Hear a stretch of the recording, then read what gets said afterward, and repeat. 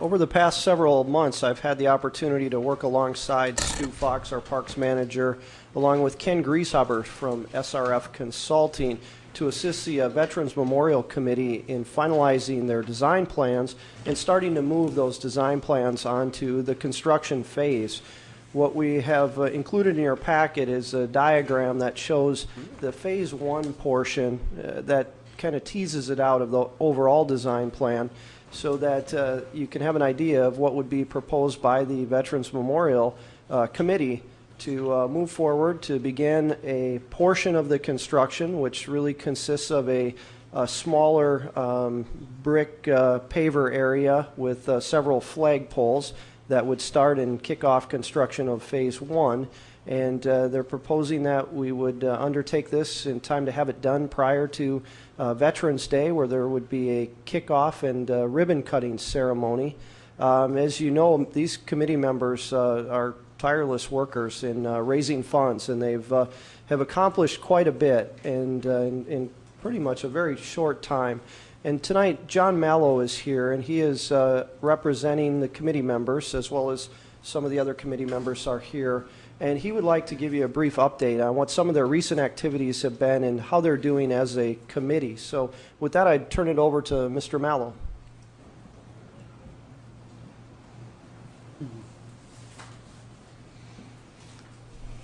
Your Honor, members of the council, looks like you're getting done early tonight, and so I have plenty of time. I want to thank Mr. Aho for asking for an update on our committee. I appreciate being the opportunity to come here and speak to you. Getting myself into this program has been a wonderful experience.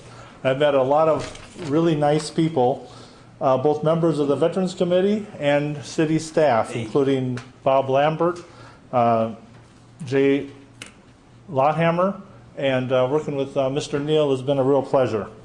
I wanted to just tell you about our board, first of all. We started out with about 20 people, and when we got into the fundraising time, our meetings dropped as far as membership, which is usually the case, and it went down to about 8 to 10 were attending meetings. And just in about the last 5 months, the membership has been coming back up. We've gotten new members involved because of our fundraising, and we're back up now to about 12 or 15 people where we were when we started. So we're staying enthused about the project. We did lose one member, Ernie Schulheist, passed away. We've had a lot of press on our memorial. The press has been very nice to us. The Sun Current has done, in the last year, 5 articles on our memorial. The Eden Prairie News has done 16 articles. We were in the Star Tribune once, and last Friday we were on Channel 11 in the morning. They featured us as part of their morning program, so that was a nice opportunity. I just wanted to go over some of the events we've done the last year. We did Schooner Days. We did all 3 days. We did the 4th of July at Round Lake. We did the fly across at the airport, the 2 days there. And just Saturday, we did our veterans run at Purgatory Creek. We did our 5K run. We had 172 runners, and our mayor, Mr. Young, came in 7th place overall, which I thought was very good.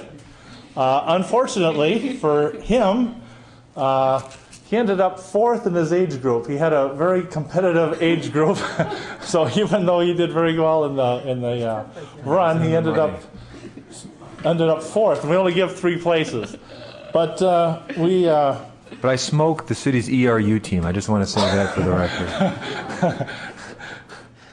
But we do have a medal here for Your Honor, and it's for being the fastest elected official. Thank you.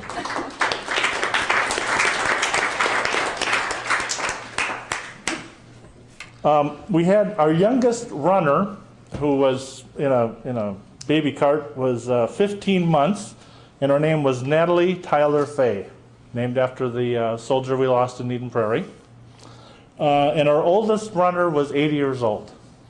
And we did set a track record on Saturday on that track. So that was nice. On to fundraising. We all encounter fundraising all our life, and we all are either involved in giving or going out and collecting money in some form or matter. And our committee decided that we would start out our memorial by raising corporate funds. And within 1 month, Walmart had given $50,000. And we thought, this is going to be easy. All we need is 5 more and we're done. And so we pursued all the businesses of Eden Prairie. Now, in the next 6 months, we raised another $13,000. And you can see the name of the corporations and businesses that gave to our foundation. We raised another $7,500 from nonprofits. And in May, we decided that we would go raise money from individuals also. And so we came up with 3 ways of raising individual funds. One was we were going to sell names on the memorial for $250. We were going to have a raffle, and we were going to have the vets race. And through those efforts, up to date, we've raised about $27,000 from individuals. Now, that's very good, but you can see if you're trying to raise money individuals, it'll take a long time. And so I'm here to ask you tonight to look at who's giving on that list. And I think the problem we have really is $1 million left literally just months before we started raising money for the hockey rink.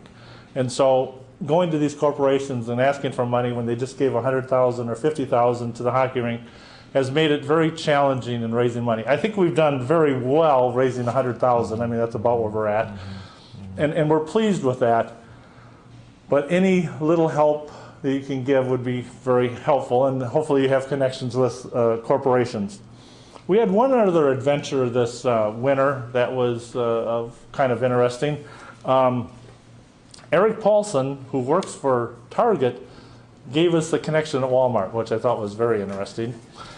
But David Hahn in the Senate put forward a bill for $1 million, and it would be spent $50,000 per site. So we had a possibility of getting $50,000 from Senator Hahn's bill. And then Maria Rood put forward a bill, $200,000 for our site. And I had the pleasure of testifying both before the House and the Senate, which was exciting. And Maria Rood's bill passed the House and passed the Senate, made it into the omnibus budget bill, and then was vetoed by the governor. So we came very close to getting $200,000, and both David Hahn and Maria Rood are going to try it again this year. So hopefully we'll have good luck there. Our representatives have been very cooperative with us and really worked with us. I wanted to talk about up-and-coming events we have. We're going to be doing the Eden Prairie Reads at St. Andrew's Church in October. And in November, we're going to do our Veterans Day again. We did it last year. It was our first time we actually had a Veterans Day celebration here in Eden Prairie. And I think this year we have an even better program than we did last year. We're going to be honoring 3 veterans from Eden Prairie. And I think these are outstanding people, and we're going to continue this tradition from now on. The first person we're going to be honoring is Rule Long. And I don't know how many of you know him, but he's on the Historical Society. And Rule will be introduced by Maria Rood. Maria Rood will talk about Rule. And he was captured by the Germans and then 10 days later escaped. So I think he has a very interesting story. We're going to do a Vietnam veteran, Tim Sather, and he's going to be introduced or talked about by David Hahn, who also is a Vietnam veteran. And Tim Sather was in the fire department for 20 years here in Eden Prairie, and he has 2 Purple Hearts. He was wounded twice in Vietnam. And the third soldier we're going to honor on Veterans Day is Tyler Fay. And he'll be talked about by Eric Paulson. I don't think that the city has, we haven't done anything to recognize the loss in our community for the Iraq War, and this will be an appropriate time to do that on Veterans Day. So we're going to honor Tyler. The other event that will happen, as Jay had pointed out, is we're going to be doing our first flag raising at our memorial. We've raised enough money that we feel we can do phase one, and that is put in the pavers and the 3 flags. And so we didn't want to call it the groundbreaking because then people think that you've raised all the money, and we haven't. But we wanted to show that we've raised some and that we are serious about building this memorial, and we figure by having the flags there, it'll be something people can see and understand that we've come a long way with our memorial. And that's about it. Hopefully we'll see you on the November 11th, and thank you very much.